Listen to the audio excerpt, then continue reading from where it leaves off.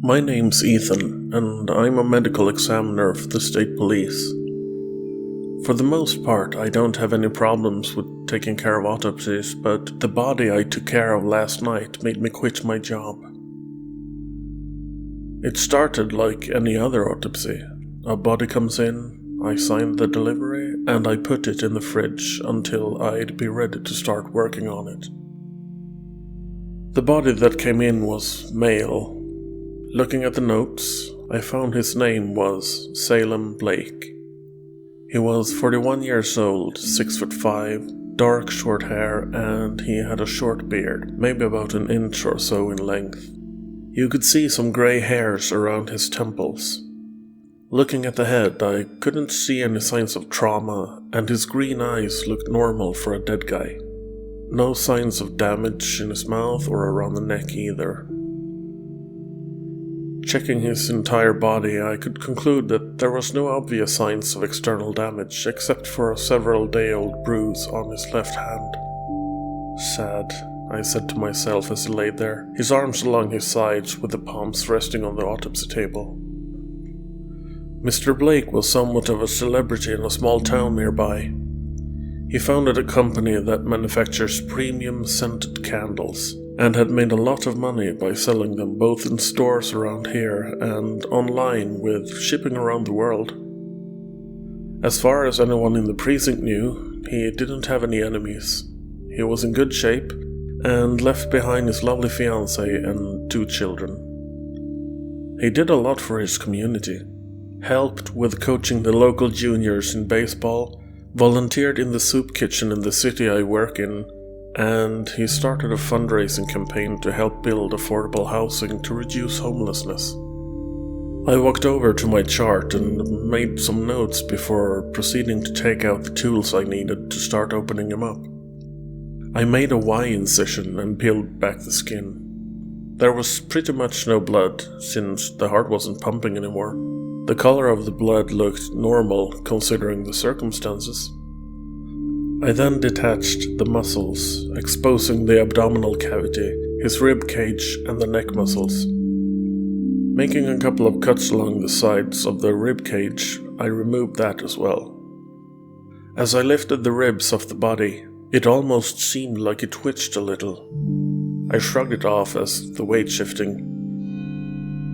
I then proceeded to cut the ligaments, the arteries, and a few other parts out so that I could take out the organs for closer inspection. I removed the intestines, the kidneys, the liver. I had to cut a bit more to remove the bladder and the prostate. Had I not known better, I'd swear his fingers moved ever so slightly, but it was late and I was tired after a long day. It was almost 1 a.m. in the morning, so being tired wasn't that strange. The mind can play tricks on you, especially when you're tired, and in my line of work, I've heard a thing or two. I inspected each organ and weighed them. Everything looked normal.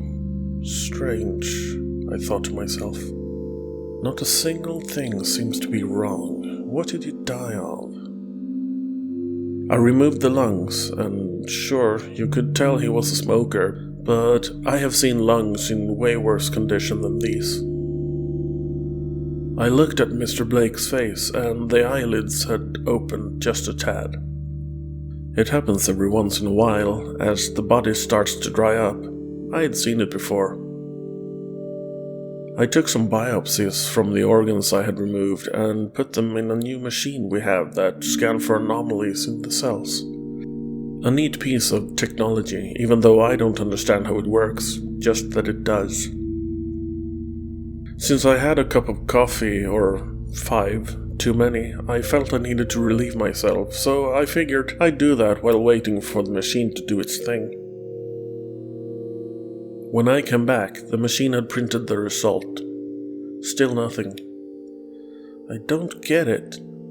Nothing with the organs, nothing particularly strange with the lungs, no severe trauma anywhere on the body nor inside. Everything seems normal. I made some more notes on the chart, yawned, and stretched. I poured myself a 6th cup of coffee, when I remembered that the heart was still in Mr. Blake's body. I took a sip from my mug and put it on the table. "All right," I said, sighing. "Let's get this over with." I took out his heart, examined and weighed it, and then put a few more notes on the chart. As I turned around to face him again, his eyes had opened completely, which I had never seen before. "Well, that's new," I said to no one, since I was alone at work. It was in the middle of the night, after all. His eyes stared up into the ceiling. I walked over to one of our cabinets where we store our surgical sutures and polypropylene threads. "Better sew those babies shut. We don't want you to scare people when it's time for your funeral." As I walked closer to Mr. Blake's body, his eyes were staring at me sideways. I dropped the needle and the polypropylene on the concrete floor as I let out a yelp. Slowly, a sinister grin spread across his face, and as I walked over to my desk, I saw his eyes were following me. "That's not possible," I stammered. His eyes tried to make contact with mine, all while he kept smiling menacingly. I crossed the room towards the door. I needed some fresh air. I walked through the foyer and out the front doors. As I stood on the steps outside, leaning against the railing, I said to myself, "Keep it together, you're just tired, you're imagining things. His eyes aren't following you. It's all in your head." After maybe 5 minutes or so, I took a few deep breaths and I walked back inside. When I walked into the autopsy room, I found to my horror that Mr. Blake's body was no longer lying on the autopsy table. In the storage room, next to the autopsy room, I heard a faint tapping. I slowly walked a bit closer to see what was making the noise. I barely had time to react as the door behind me flew open with a loud bang, almost flying off the hinges. It was Mr. Blake, or at least his body, running towards me with that sinister grin, his arms held towards me, his hands grabbing my neck as I felt the air failing to reach my lungs. He was choking me. I fell and landed on my back. I was struggling to loosen his grip. I couldn't pry his hands away. He was too strong. His evil glare met my eyes, all while he kept grinning. I could see the hatred, I could see evil. All he wanted was me dead. His grip made me feel like something in my neck was about to break. He slowly opened his mouth, and blood and bile poured onto my face. I kicked and I fought with all my might, all while the light grew dimmer as my body started to feel the lack of oxygen. Finally, I managed to reach a jug of lye standing in one of the floor cabinets right next to us. I grabbed it and swung it as hard as I could. I hit his head and he lost the tight grip around my neck. I hit him again and this time he fell off of me. The rush I felt when my lungs once again was filled with air and the adrenaline pumping through my veins made me able to stand up. His body was wriggling on the floor, arms and legs flailing around at a superhuman speed. I raised the jug and slammed it onto his head. I heard a cracking sound, but he was still moving. I hit him again, and again, and again. One last time, I used all the force I could muster, and I brought the jug down on his head again. This time, both the jug and his skull cracked, leaking a mess of brains and lye on the floor. Panting, I backed away from the mess, trying to collect myself. The body wasn't moving anymore. Mine, however, was. I walked out of the room, barricaded the door just in case, and I left. I was exhausted. While driving away, I left a message on my boss's answering machine, giving him my notice of resignation. When I got home, I took a long hot shower, and then I went to bed. I've spent this whole day trying to understand what happened last night. I've downed half a bottle of whiskey since I woke up a couple of hours ago. My boss, Dr. Lethe has called me. I haven't answered. He's left several messages asking me to call him back. He didn't understand why I wanted to resign. He didn't mention anything about the mess left on the floor. It probably wasn't easy to see what it was, but it shouldn't be too hard to figure out. One of my daytime colleagues called. I let the phone ring a few signals before I picked up. Hello?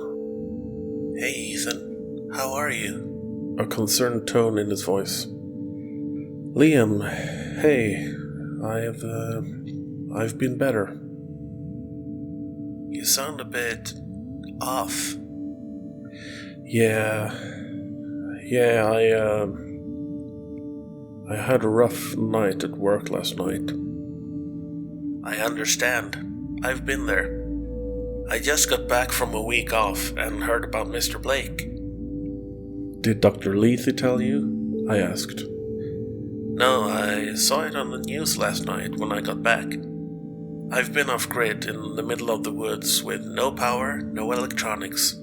Just me, my girlfriend, and nature. We rented a cabin. Sounds nice. Dr. Lethe has called me several times today, but I haven't picked up. I guess he's mad about the mess I left behind.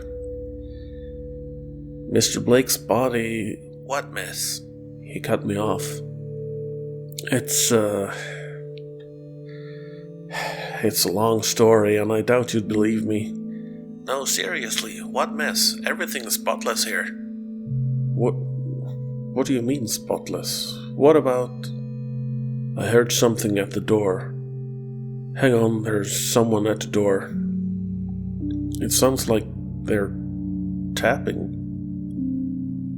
I walked slowly towards my apartment door. Tapping? Not knocking? No, I replied. Tapping. I heard it last night when Oh no. I felt my heart turning into a lump in my chest, my breathing quickening, and goosebumps crawling across my skin, almost to the point of hurting as I looked through the peephole. When you what?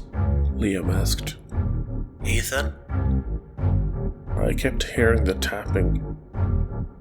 Ethan! Liam commanded. It can't be. Through the peephole, I saw Mr. Blake, his evil grin and his dark eyes staring through my soul. With a swift pull, he tore the door off its hinges, and once again I stood face to face with my living nightmare. He screamed as he ran towards me, arms reaching for my neck.